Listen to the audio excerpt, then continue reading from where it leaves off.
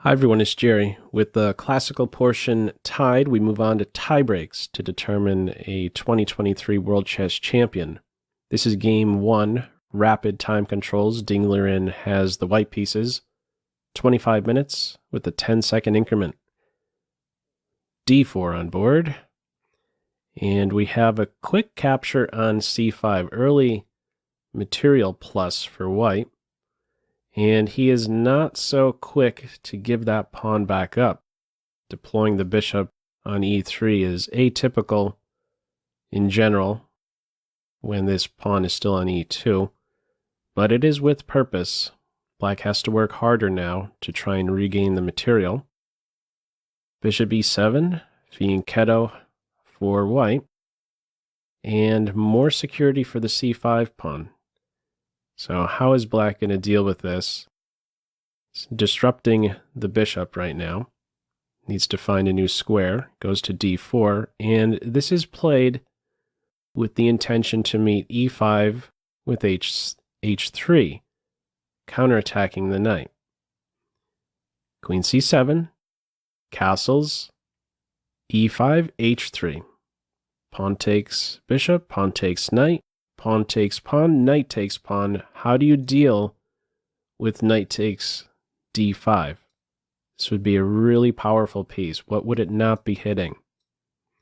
So it's important not to take this pawn, but instead b4. This splits the queenside pawns while also defending d5. White still wants this move, so tries to give the knight a kick, but it doesn't go anywhere. Black hits the knight. Hits this knight, hits white where he is vulnerable, the knight is unprotected. So we have this counterattack. White gets out of the pin, defends the knight goes. Needs to go. Recapture. Okay. Now this pawn is up for grabs, but it's not the knight here. There's no serious threat in this position. Black has time to now develop and take the pawn. We are balanced, 5 versus 5. With the pawns. Knight g5 has an eye on h7, and queen e4 has an eye on h7 and the bishop, really. This pawn would be poison, for example. If bishop takes pawn in this position, white will win a piece. Threatening mate, threatening the bishop. Okay. h6. Knight to e4. So queen e4 was also available with this double attack. But after pawn takes knight, queen takes bishop, yes, these are doubled, but queen e7 is a perfect defense, stable position. I'd say a healthy structure here for black. No advantage for either side. White's intention is to work with his furthest advanced pawn, you might say. He is now angling for the d6 square. Rook a to e8. White now saves the e-pawn. Rook e5, queen d2, knight d6. Where does the queen go? Nowhere. Knight hops in. Now, it is maybe a little bit flimsy, actually, this structure. This point right here. It can be undermined with b6. Rook h5 is a very nice move. This is cutting off some squares from the king, but mostly I see this as opening up e5 for the knight. And soon this f3 square can be problematic for white. Spend some time on this one. He goes with rook f to b1, not considered best. Better is apparently to double on the c file, anticipating this undermining move, b6. Ready to release pressure against c6. White hits directly at this point. Knight e5. And now what are we doing about knight f3? This is really serious. If you have to take the knight on f3, if there's a bishop, a black bishop on f3, you're going to get mated. Rook h1. So white must defend that, and does with e4. Rook is there, just in time. Now comes b6, and now comes a very interesting moment in this first game. C takes b, with some time spent on that, a good 3 minutes, 3.5 minutes. Black's reply, A takes B. Now, you can't take the queen. If you take the queen, you're in big trouble. Knight f3 would hit. This is how important it is to watch over this square. What are your options now as white? If you move the king, there goes the queen with check, and there goes a rook. Black is up a rook. Black will win. The other option is to meet knight f3 with the capture, but again, you're going to get mated. So, the queen is poisoned. And white is in a position where there's only one move that keeps him in the game. He finds it. Knight to b5. The knight is the one ready to take the queen. We get a queen exchange. Bishop h3. Bishops are exchanged. It is simplifying. There's now not as much fear for the white king in this position. No knight moves with check. The rook's kicked back. Rook b5. Black is in a pin. How do you get out of it? He goes on the offense. Knight d5. Rook 1 to a1, or excuse me, h1. Mate threat right around the corner. How to deal with this? Knight e7 check, king h7, rook takes knight, giving the king a square. The rook is overloaded. If you take the rook, well, you could take the rook here, and we would get this simplified ending, rook ending, which is drawn. But in this game, we have the check on h2. If the king doesn't go to g1 to maintain pressure on this rook, black will simply take the rook and be up the exchange. So something like this, black would be up the exchange.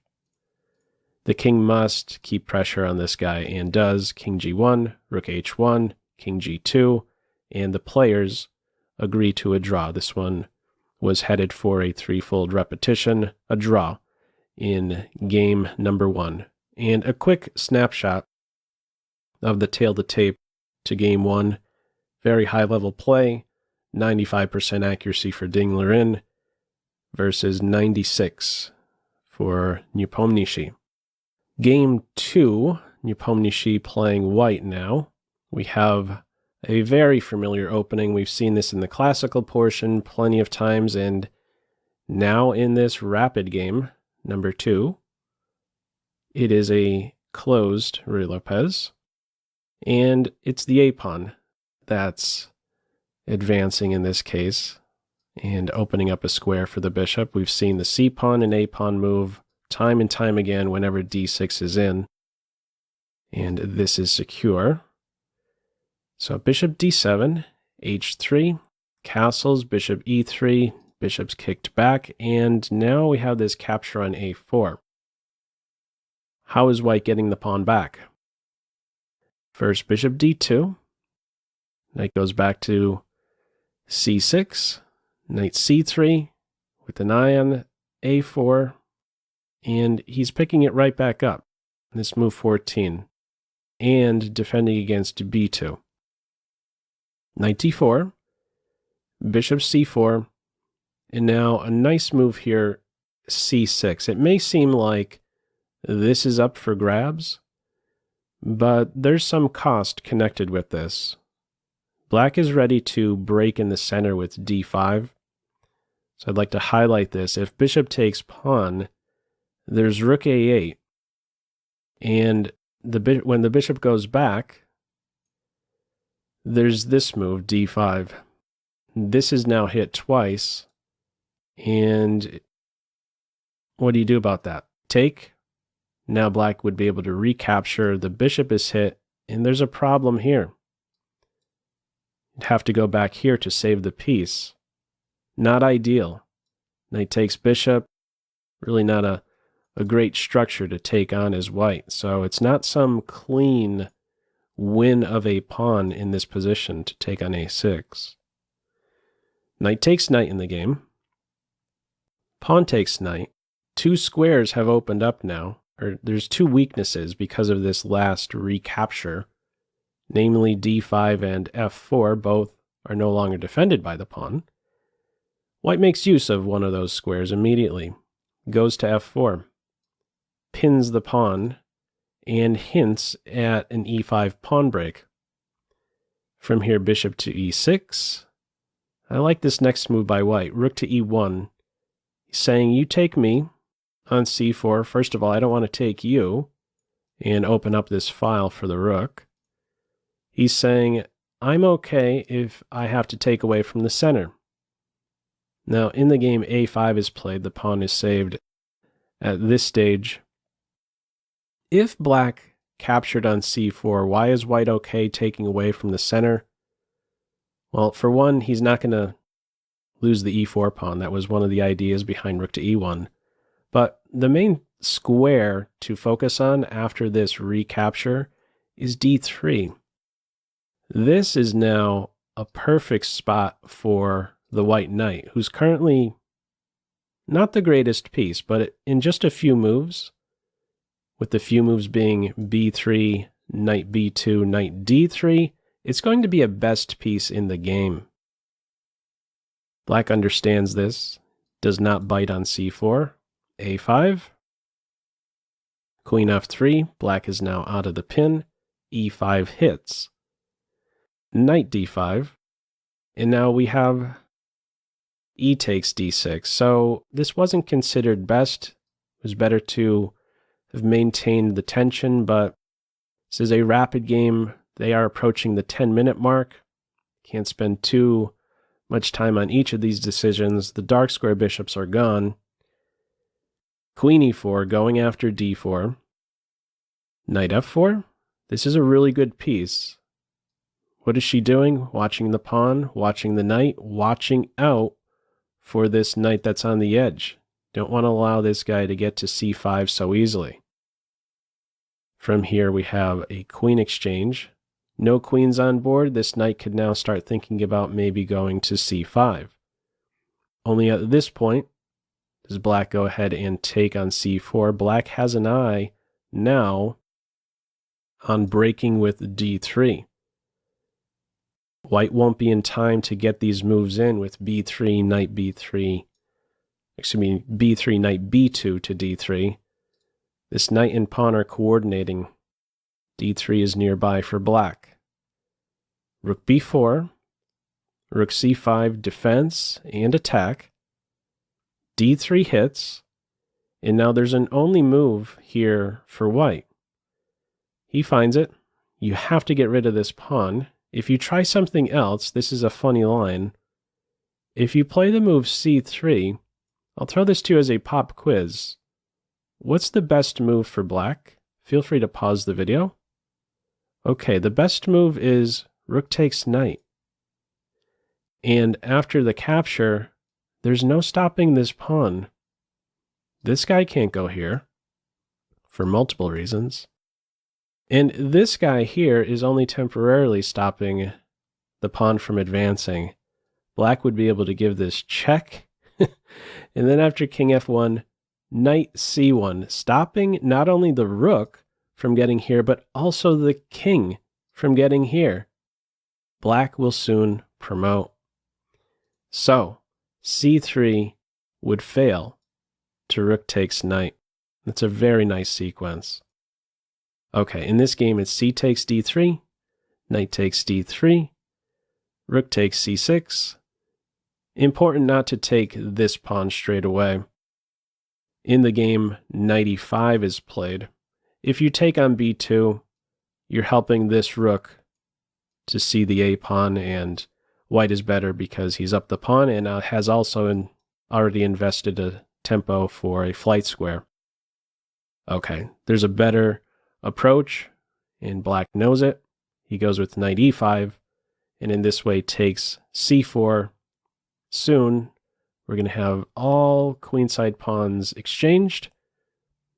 Black still needs a flight square, and he will have time to get that in without any problems. The rook is always there too to defend the back rank. One fancy little thread here. The pawn is now pinned, so watch out for knight f6. Black defends that, also with an eye on f2. f3 is in. Now comes h6. There's no longer a pin, and what do you do here? We just have to make sure we find a good square for the knight. Don't let it get stuck over here on the queen side. Rook f5, we have this intersection square to work with now. Black gets in there, and we're going to be getting some trades now. The knights are going to be exchanged, but before, instead of this sequence, rook takes knight, White says, I'm going to damage your structure. But at the end of the day, this is still not going to matter. Pawns all on the same side of the board, no material imbalance, and there's just nothing to play for in this second game at this stage. 47 moves in, draw again. Tail the tape on this one, 98% accuracy for each side. So even in this faster time control, these guys are playing some amazing chess. Game number 3, Liren now with the white pieces, going for a kingside fianchetto, and, well, really a double fianchetto. Now, I didn't realize this at the time while I was running the live stream to this game, but we're actually following a game from 2020 between Artemiev and Duda. We followed their first 17 moves, and I'm wondering if Nepomniachtchi was maybe familiar with this game. It gets simplified very quickly here, and we get this really flashy move, number 12. There is a knight move, goes to f4. So what's this about? Well, if you take the knight with the queen, the bishop falls, and then black is soon going to be up the exchange. So what do you do here? If you take on this square, or I should highlight this line right here. If you take the queen, black would be able to flick in this in-between move, and then go ahead and take the queen. Black is up a pawn. Continuation in this game is pawn takes knight, queen takes queen, knight takes queen. Black is up the bishop pair. However, what sticks out to me in this position is the quality of the light square bishops. Black is going to now struggle some to complete queenside development. Okay. First things first, the rook is hit, so what do? Counterattack? Not exactly. This really isn't an improvement for the rook. Maybe tempting to play rook to b1, but it prefers to go to an open file. And white is saying, I'm going to gain a tempo, an attack against this bishop with the knight. Knight c4 is nearby, so this is more productive at the end of the day, instead of this immediate counterattacking idea. Wait a move, and let this one be the way to strike at the bishop. Black anticipates this, goes back to f6. Knight c4, rook b8. How else to try and complete development? Before this pawn could move, you have to get out of this pin. So b6 is nearby. From here, knight e5. And rook to d8. So this is where play deviates from a game played in 2020 between Artemiev and Duda. The first 17 moves are all the same. In that game, play followed with e3, but Liren in this one here exchanged rooks, put the rook on the d file, bishop e7, and he goes straight in to d7. Bishop takes knight, rook takes. White's going to win a pawn. Is it enough, though? We have a case of opposite color bishops.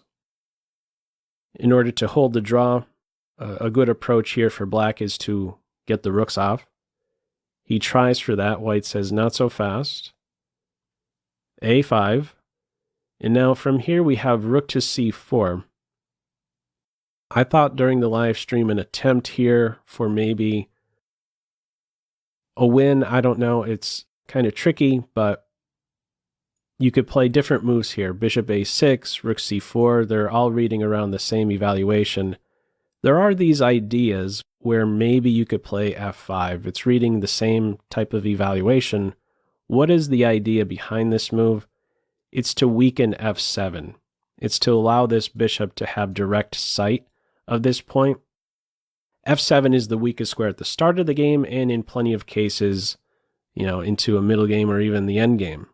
And this is maybe paving the way for some nice coordination on this f7 square. Okay. He doesn't go for that. Instead, it's rook c4, bishop b4, rook c2, off of a rook exchange. That happens, and how to make progress in this bishop-specific endgame, it's tricky. There really isn't a great way to make progress at this stage. This one is dead even. This one is a draw, a 33-move draw in Game 3 of the rapid tiebreaks.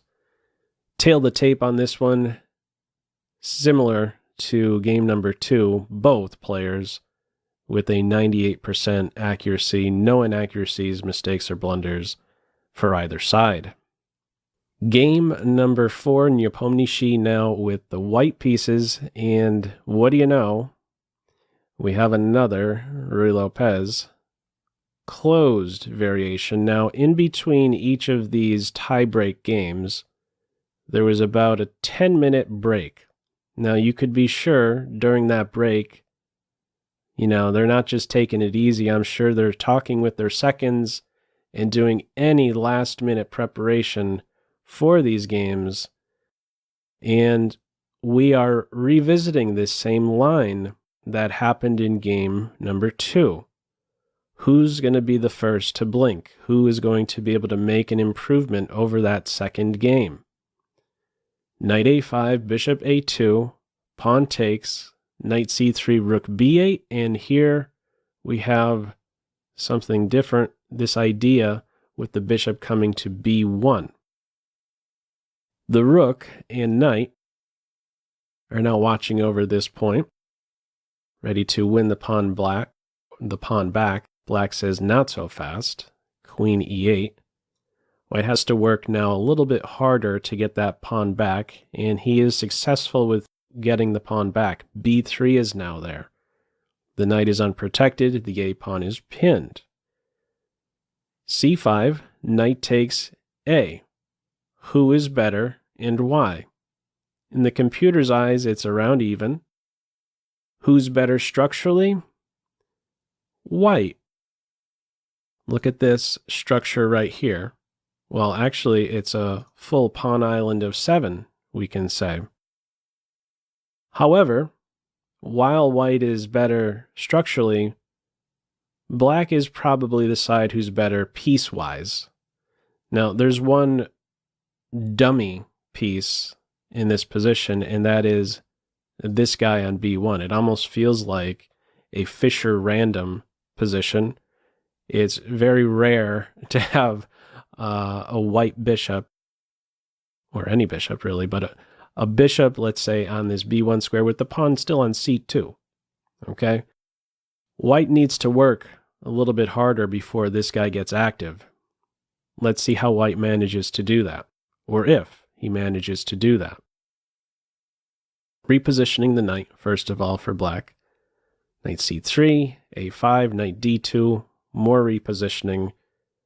Bishop e6, knight c4, and now black breaks. I think in general, this is a good idea. If you could open up a position when your opponent has a poorly placed piece, I think this starts to stick out more and more as a liability.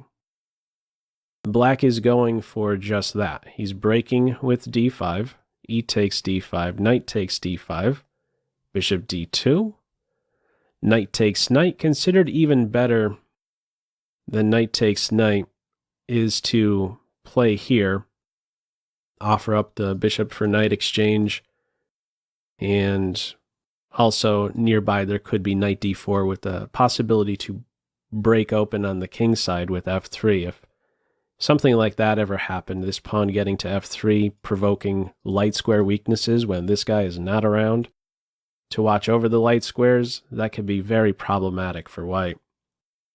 In this game, however, it's the knight exchange, and now after the recapture, this one's tame.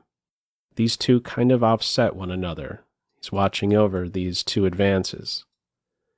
Black's falling through now with bishop takes knight. White takes towards the center.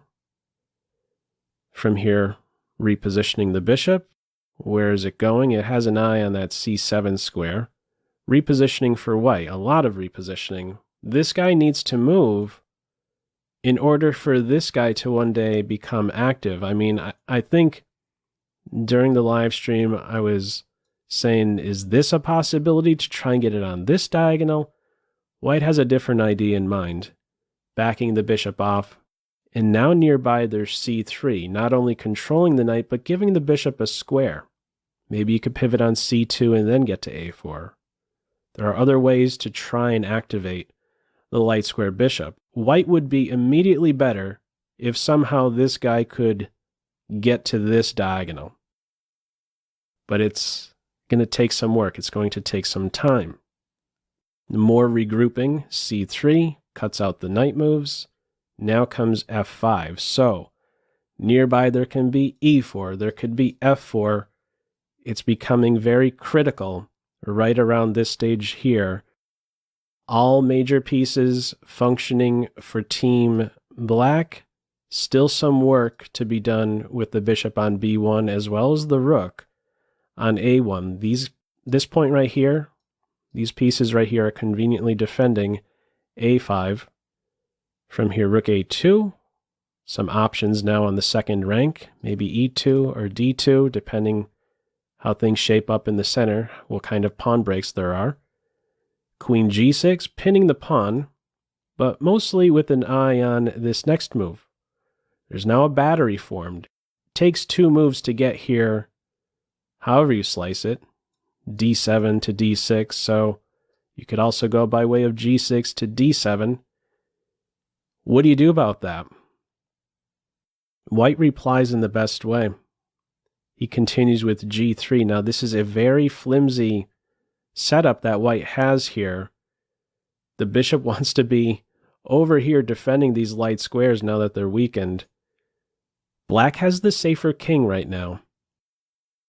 And there's still a lot of pieces that could try to smash through against the white king side. First, rook d to e8. White king is more vulnerable than the black king. What is f3 saying? I want to get the queens off. Queen d5. Black says no. e4 shuts this idea down, and he's prepared to meet the move played in the game, d takes e4, with knight e5. That's the best continuation. If you capture here, there is a double attack against the queen, but after queen to g2, seems like it's super defensive, but soon this point is going to fall. It's hit 3 times. This is secure, and yeah, this is hitting. Bishop to d5, this is going to be a best piece all of a sudden. So important not to just go ahead and take on this square. He goes knight e5 and now hops into d3. Black is making sure this guy doesn't turn out to be super out of control active. This knight on d3 is now all of a sudden very active and captured, so we have a light square bishop for knight exchange, same color bishop ending. Pawn takes pawn, rook takes rook, bishop takes rook, queen takes c4 first, hitting the rook.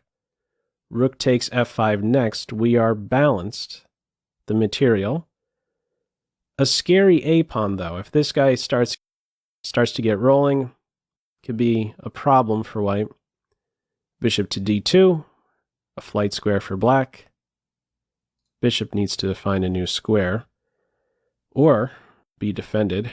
This is a nice setup right here. The king defends the rook, rook defends the bishop, bishop defends the pawn. Everything is defended. Queen is well positioned too. Defending c5, pressure here. It's an equalish position. Rook to e1, king h7, reorganization now. Bishop e5. So if you try to take this pawn, queen takes c3, there are these counterattacking ideas, and then c5 is going to fall. From here, it's bishop to e5. This frees up the rook. It could maybe try to go elsewhere. Doesn't have a job anymore. From here, queen to e8, we have this double attack. Bishop takes c3, hitting the rook. Rook c1. Black has to be careful now. There's only one good move, and it is found rook to f6. There is a threat. If you say as black, well, I have a passed pawn, let's get it running, that would fail. You'll notice with this last move, there's pressure here and here, which means the queen is overloaded. She has to watch both bishop and rook.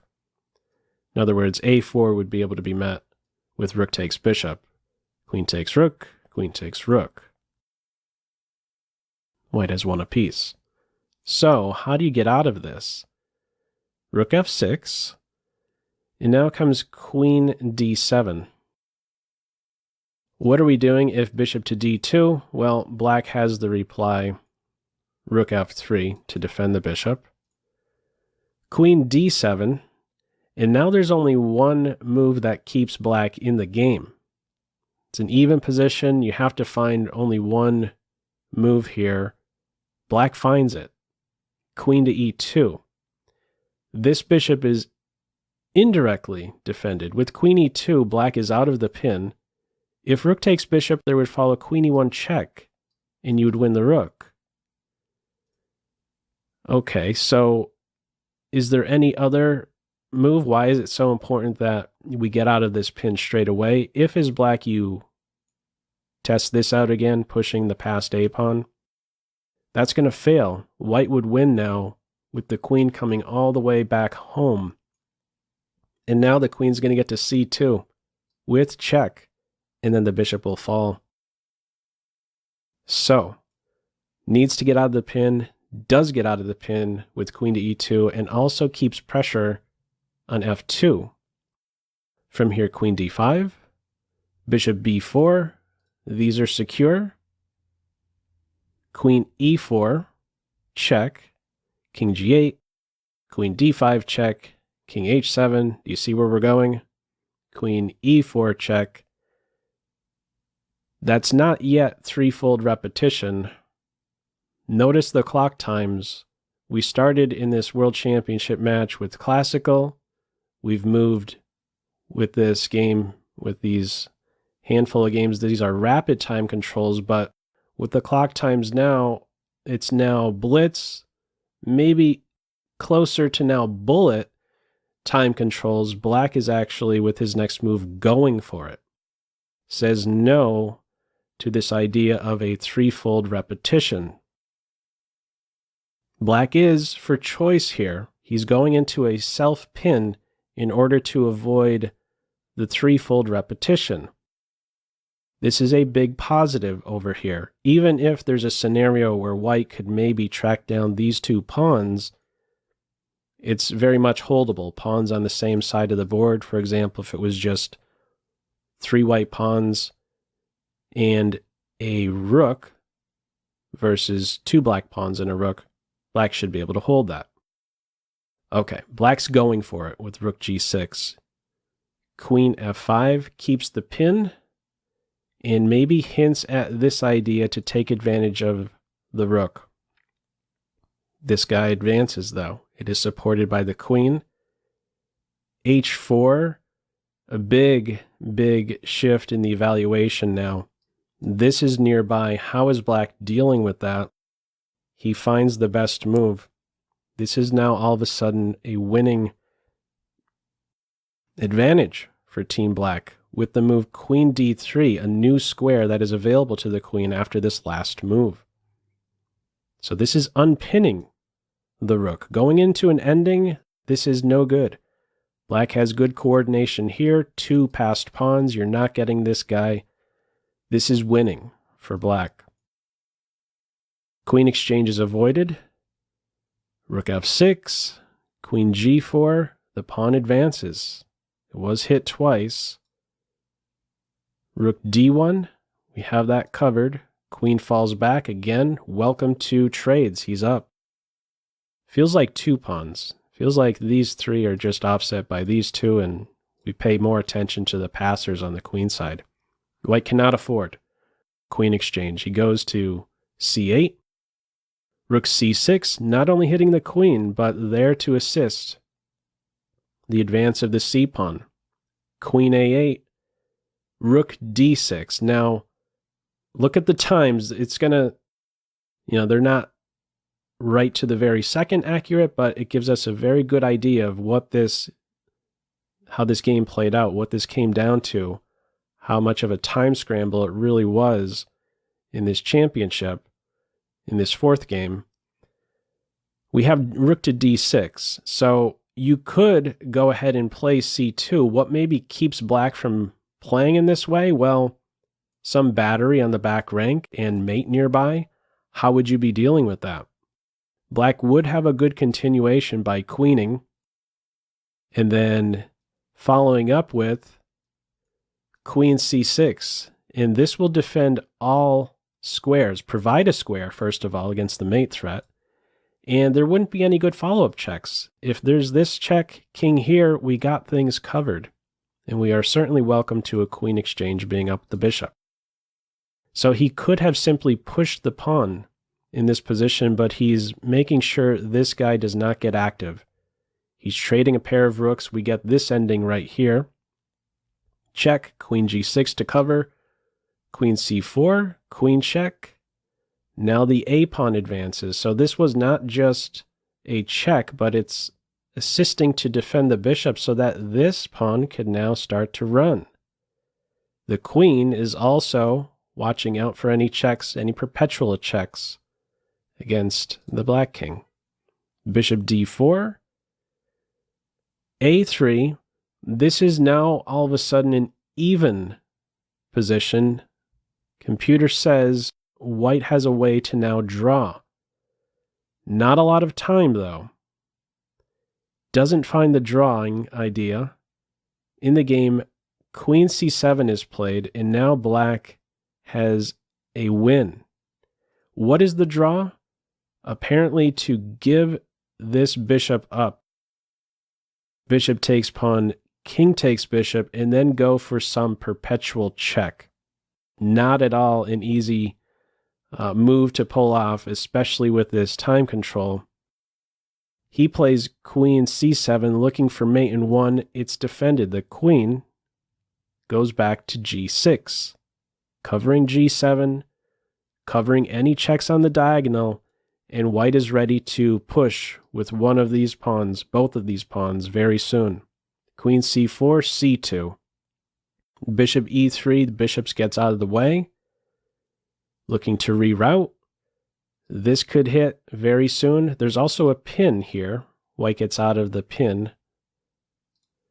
From here, h5, this stabilizes the queen. There won't be any distraction with a5 in some lines. King f1, bishop e5, g4. So the clock times at this stage aren't, again, the most precise. It's saying negative. He did not lose on time. At this point, g4, what's the idea? Well, for one, if you take here, you're going to lose this pawn with check. So let's try something different. He takes with the pawn. h5, what are you trying to do? Well, if you take this pawn, now you're going to get hit with queen takes pawn check, or even queen to e4 check, possibly. I think queen takes pawn check is looking good. So we definitely don't want to exchange these pawns. This pawn has come quite a ways, so we maintain this guy who's only a step away. White has to constantly watch out for these promotions, has to stop a2, has to stop c1. Queen stays on this diagonal, also is opposite the king. Nearby there's g3, queen d5, g3 hits, f4, a2. This is black's way out of the pin. Queen takes a2, bishop takes f4. This game goes no further. White resigns. And with that, Ding Liren becomes the new world chess champion. There's nothing to do at this stage. We're threatening to take the bishop with the discovery. There's no checks against the black king. And if you capture the bishop, the queen would recapture, and soon there's going to be a second queen. No fear of any perpetual checks. This diagonal is all covered. So, what an event this one was. Let's have a quick look at the tail of the tape, and we could see that this one was colorful. The fourth game, we had 87% accuracy for Nepomniachtchi, 92% accuracy for Liren. What a match. This has been, in my estimation, one of the most entertaining ones that I've been a part of, doing the live streams and the video recaps. So, yeah, I hope you enjoyed it. Feel free, as usual, to leave any feedback to this video in the comments section below. And I'd like to share with you all a very nice photo by Stev Bonhage of Liren, and a quote that he shared after his match with Jan Nepomniachtchi. That's all for now. Take care.